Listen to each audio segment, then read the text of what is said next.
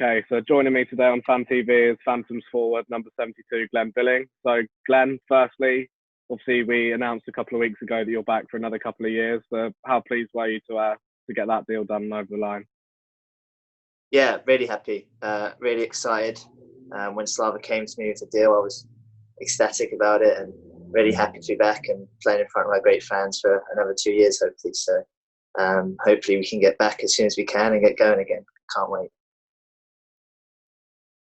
And we're in some difficult times at the moment. Obviously, there's a lot going on in the world and we're locked down and all that sort of thing. Obviously, the restrictions being lifted slowly now, but have you been keeping safe and well and entertained in these times? Trying to, mate, trying to. At the start, it wasn't so bad for me personally because I was just finishing my uni, so I had my dissertation to write, so that kept me busy for a while. And now that's sort of done, the boredom might have kicked in a bit more, but no, it's been different. As I said, I think everyone's had to adapt a little bit. With gyms being shut, my preparation for the season is a bit different. Not lifting as much, a lot more body weight stuff, a lot more endurance stuff. So it's been different, but I've enjoyed it.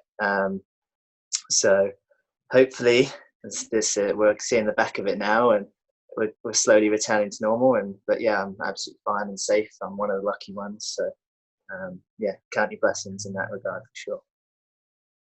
So if we look at last season, then obviously it was your highest scoring season goal-wise for Phantom so far. And I imagine that probably led to a bit of interest from elsewhere. So was it an easy choice really to stay in Peterborough? Yeah, absolutely. I think finishing uni, I was coming to a stage in my life where perhaps I was going to make a decision, but as soon as Slava came to me, telling me what his plans were and what he wanted from me, and it was a very easy decision. I have a great relationship with Slava, and I know what he wants from me. And I love my role at the club. I love the club, so it was a very easy decision to come back. And we have a great core of guys that Slava seems to like to stick around, and I love being a part of that. So I feel very fortunate, and I'm very grateful to Slava and Dave and Joe and everyone for giving me the opportunity. And hopefully I can repay them with some silverware. And you've gone past 100 appearances for the club now. You passed 100 points. You're playing on the top line. And as you said there, really, it must be, I guess, a decision that you'd have to make down the line is whether to move somewhere closer to home. But right now, you're in such a good position and it's all gone so well. It must be difficult in a way to think the other way about leaving. Yeah, you hit the nail on the head. I mean, why would you move away from such a good position, right? So the travelling, I'm used to it now. It really doesn't bother me.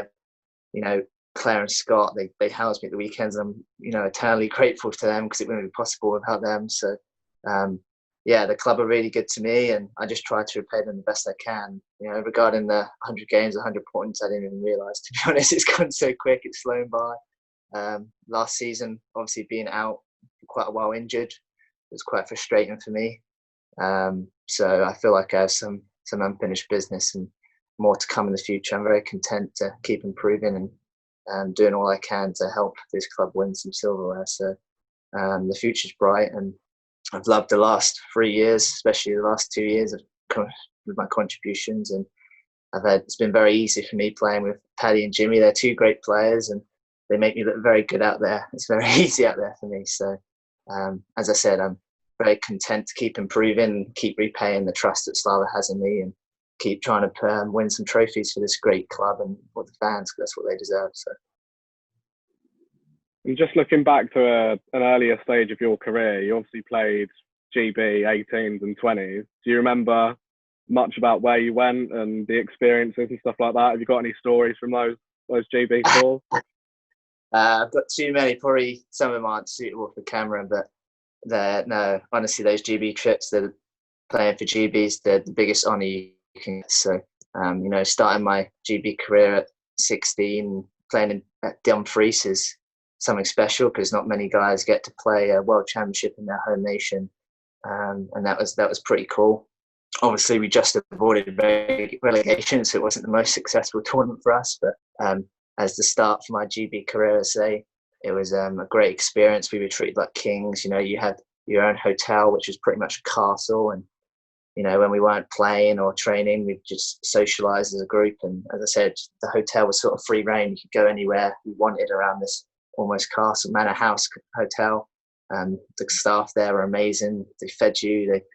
They, very well looked after. And it was a very different experience for me from previous sort of hockey trips, where you're usually stuck up in an ibis or something like that, which is great because, you have memories of that too. But it almost felt it felt like the World Championships, put it that way. And it was a great experience to then move on. The next year I was fortunate enough to play in Estonia,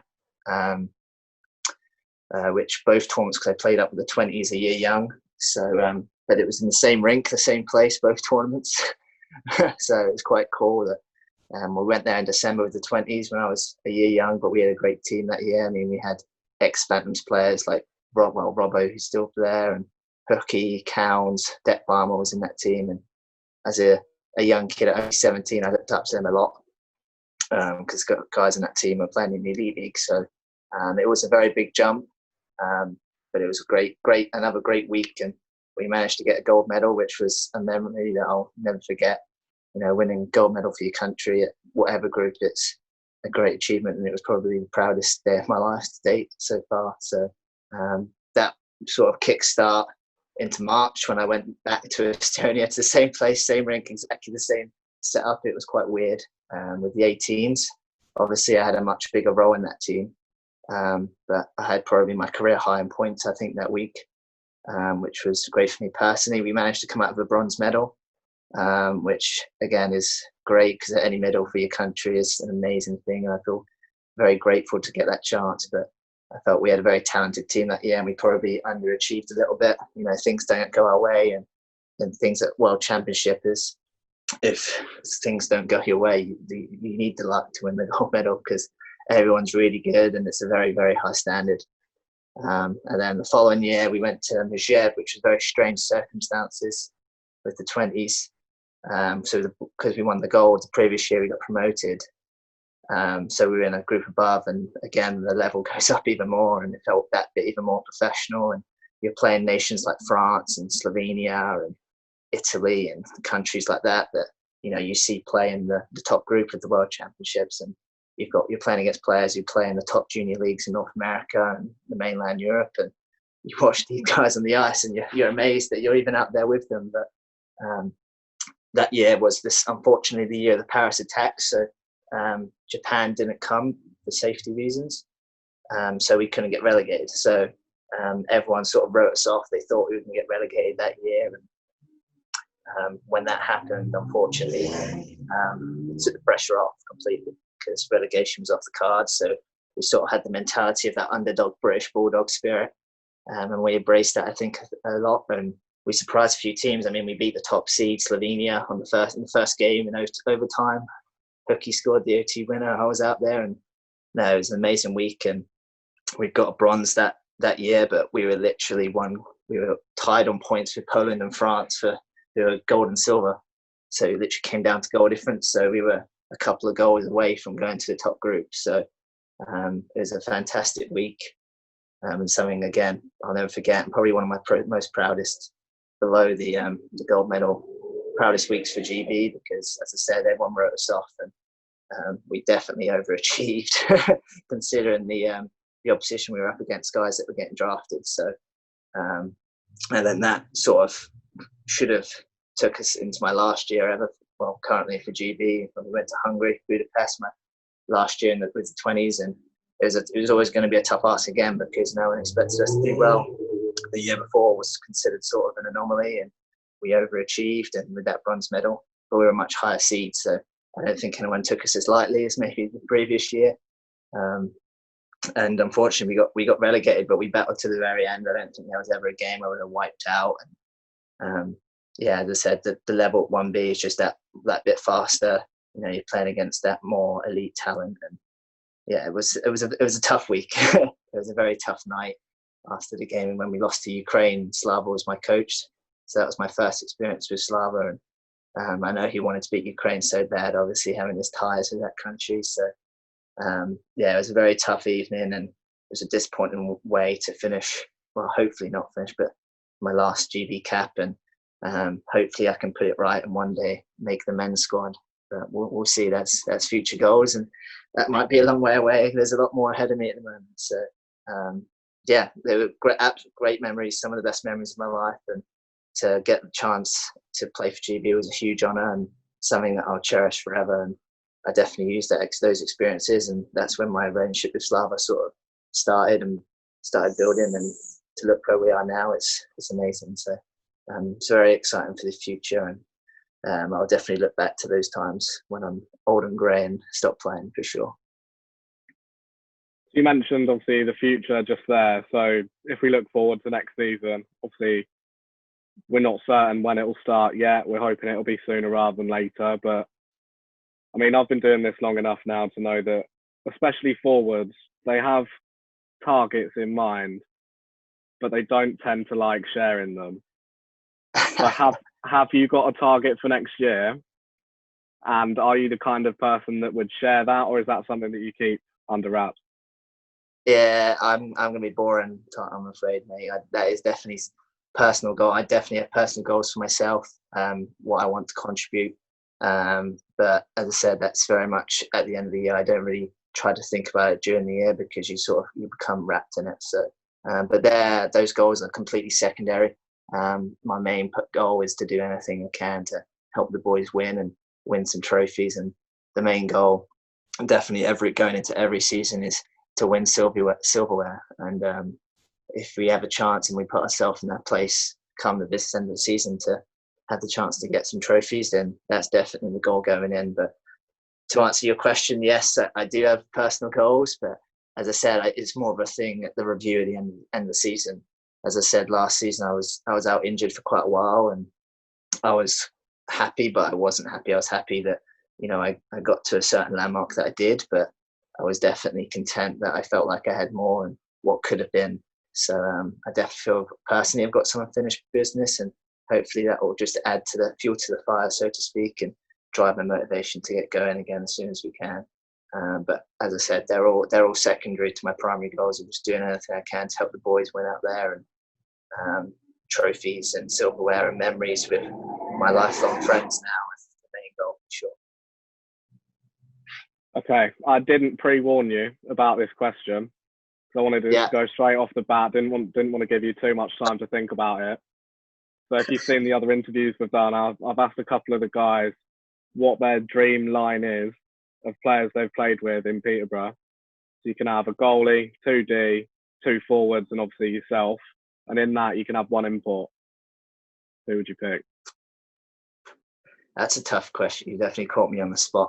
I haven't played in Peterborough for that long, so I know there's a lot of legends that I watched growing up that I'm now actually playing with, which is kind of weird. But so I'll start in goal. I'll probably have to say Marzi. He's an amazing goalie. He's an amazing person, and he's one of my very good friends. So I love Kinger as well. He was great, but I'd have to go with Marzi in net, I'm afraid. And then on D, that's a tough one. I'll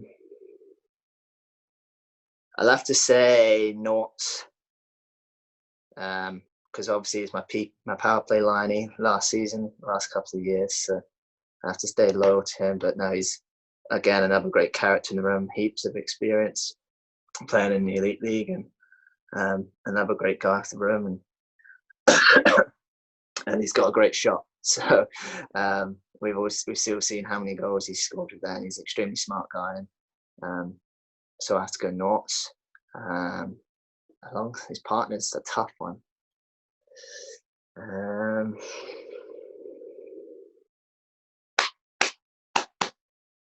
I'll have to go with my Schnapps player. Well, Robbo. Again, he's a loyal servant to the club. I can see him definitely having a testimonial there in a few years. He's becoming that sort of player for the club, and I think he does a lot of things that may not get noticed. He puts his body on the line every night and blocks shots, and always comes out with the most massive bruises that no one ever realised he got. And he's surprisingly good in the offensive zone as well. I think that's a lot of people don't realise what he sort of contributes. He can play power play and can move the puck really well. It's probably a close call between him and Cal. I think, but Cal had a great year last year, and I've played with Cal through GB juniors, and I've always known how he can move the puck, and is a great offensively minded defenseman, and very underrated as well. But I'd have to go Robbo just because I'd like to steal his money on the bus on the way home. So I'll have to take sympathy on him and put him in my all-star team. Do I have to pick myself? Yeah, you're one of the forwards. You've got two others. I think I know who you're going to say. I think it might be a little bit obvious, but yeah, I'll let you say it. I have to go with my line mates like Paddy's. Been a role model to me. The guy's ridiculous.